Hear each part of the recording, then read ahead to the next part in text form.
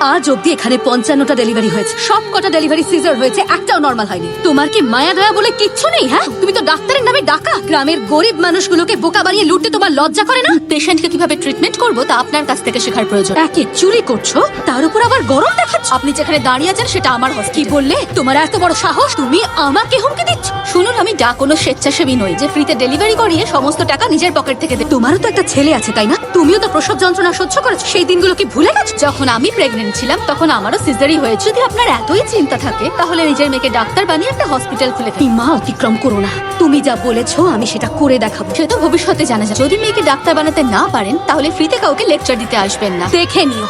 বাকি সব কাজে আমরা তুমি মানুষকে সাহায্য করতে চাইলে অন্য কোনো উপায় খোঁজো, আমাকে এসবের জন্য ফোর্স করো না। ওই ডাক্তারটা আমাকে প্রচন্ড অপমান করেছে। তুই ডাক্তার হয়ে ওকে উচিত শিক্ষা দিবি। তোমার ইগো স্যাটিসফাই করার জন্য আমি ডাক্তার হব, এটাই আমার সিদ্ধান্ত।